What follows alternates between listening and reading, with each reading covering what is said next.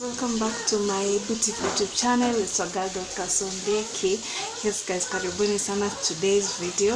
If you are new here, kindly hit that subscribe button, and if you are a returning subscriber, asanteni sana for always coming back to watch my videos. Nawapenda sana.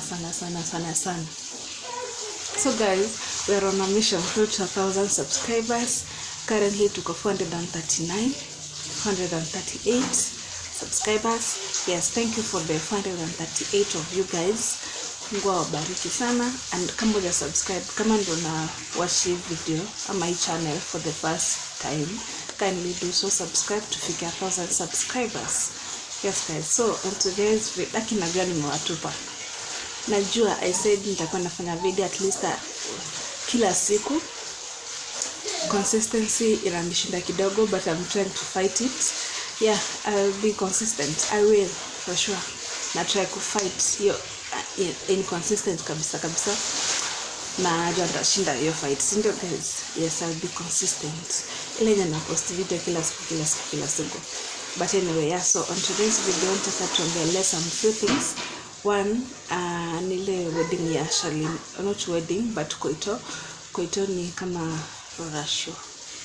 Yeah, so ya Shalin na the guy Isaiah. So some dignitaries attended the koito, you know, venye watu waliona nani walikuwa huko, the who is who hivyo. So yenye ili attract attention sana ni Larry Madowo. So Larry Madowo alikuwa anafanya kazi NTV kitambo, akamia US, so sasa ni CNN correspondent. Alisema yeye si influencer. So na pia amekuwa vocal that yeye appealing to the government is doing, you know, killing young Africans, you know, young Kenyans. Venye kumekuwa na demonstrations, watu wanauliwa, you know, all those things. So amekuwa vocal about it, na watu wameassume that ako one term. So when I attended your wedding, ilileta some questions, you know, kwani ulitoka one term kanda two term and all those things.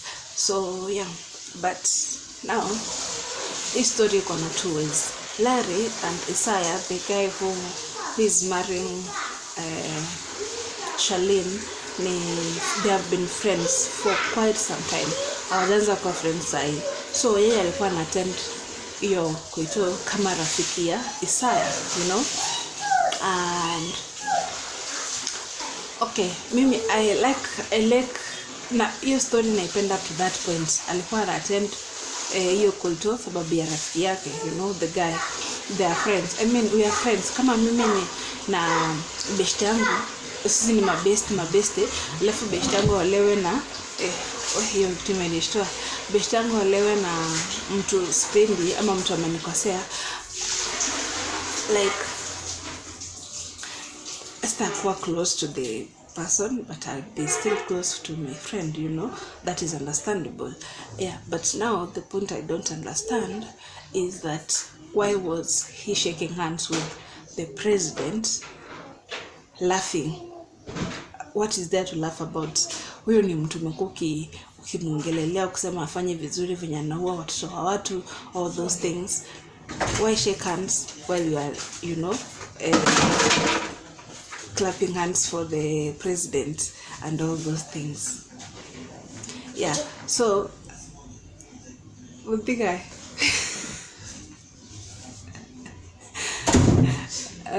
so that is what happens, because you know you've been vocal about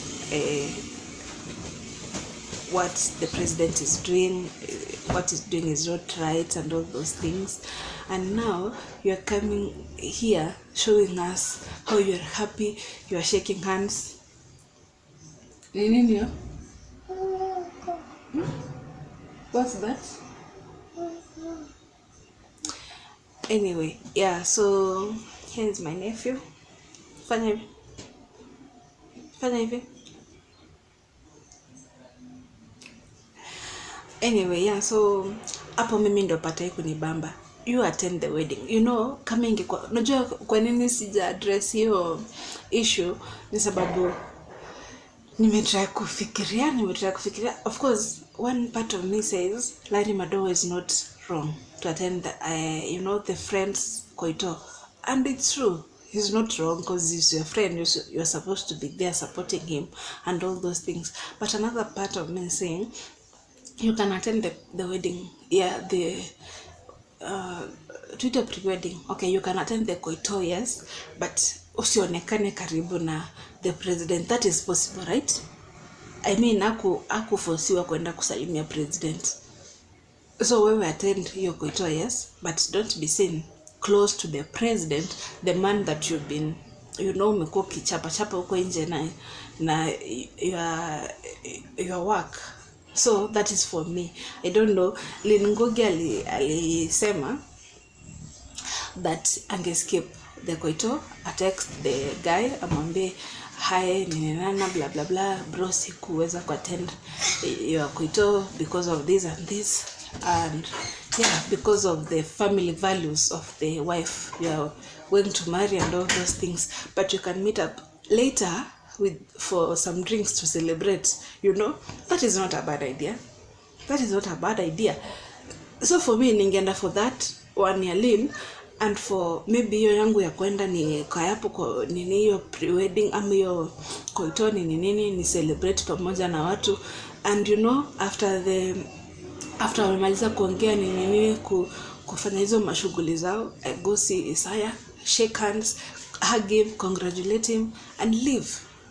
I don't have to be sitting in the same table with my enemies, quote unquote, the president, and start shaking hands and smiling. For me, that is hakuna kitu naweza erase hiyo like hiyo picha, like nilikuona ukismile na enemy wangu, doesn't make sense. Cause unajua Larry alisema yes influencer, and it's true. Alisema CNN correspondent, but one thing about us youngies nini hivyo venye tumekuwa watoto tukigrow up, tumekuwa tukilook up to some these people who are in the limelight. Mimi nimekuwa nikilook up to Danabati, Akodhe alisema yes role model wa mtu. But of course, you'll be a role model to someone you don't know, and you don't have to be, but yeye atakuwa na kuangalia up to you because you are in the limelight. Unaget? Anasema mimi nikiwa mkubwa nataka kuwa kama Akodhe, nataka kuwa kama Danabati. So by Larry Madowo kuna watu, some young boys, young girls wanasema mimi nikigrow up nataka kuwa kama Larry. So you are influencing them without you knowing. Unaget? So the moment huyo mtu mdogo amekuona that uko kwa like unapiga serikali nini and wanakuona una smile na serikali nasema kupa it's right, it's okay to just kujump hapa na hapa, hauna msimamo and all those things, and maybe someone was about to vote out the president, but now because wamekuwa na pamoja na president, mkishekani mkismile, atachange mind yake na atavotea president. Get? That is influencing in a way that you are not aware. So long as you are in the limelight, you are an influencer. You will influence a soul or two without you knowing. So when alisema yes influencer, of course he is. Hata kama alipo kuinfluence sijui mafuta ni yeye ni influencer. Get? Yeah, so you should think very carefully of your actions, and kwetu na msimamo.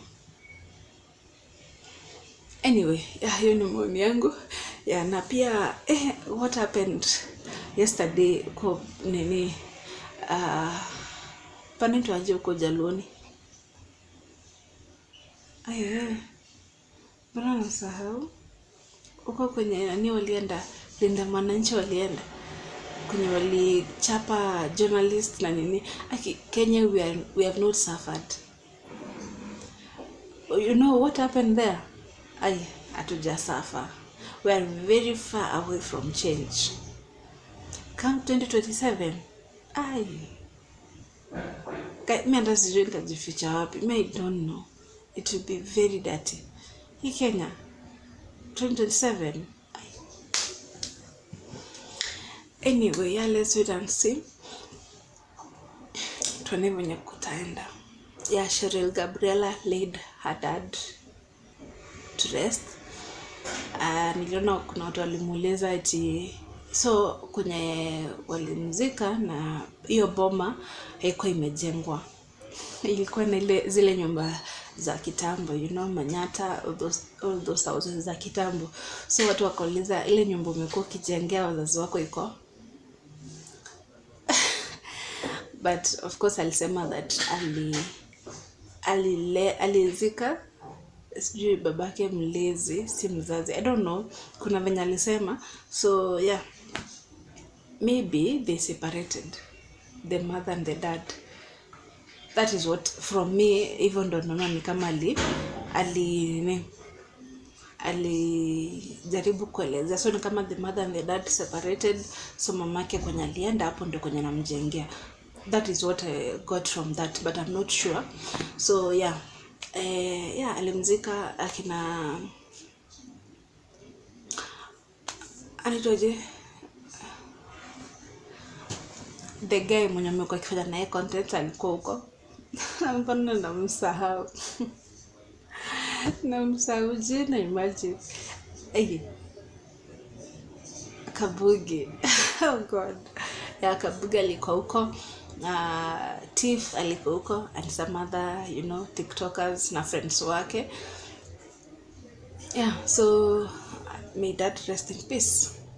So guys, yeah, that is it from me today. I love you so much, but I love to leave you guys. So let me see you on my next video, probably tomorrow. Nitajaribu na najaribu kuwa consistent, so I'll try my best to do another video tomorrow. Yeah, for now, acha tuachie hapo. Kuwakumbusha tu, we are on a mission, road to 1,000 subscribers. Currently tuko 438. Yeah, so kama uja subscribe, kindly do so, na kama umesubscribe, do share to your friends and your family members, waambie wa subscribe. Tupatana on my next video. Bye guys.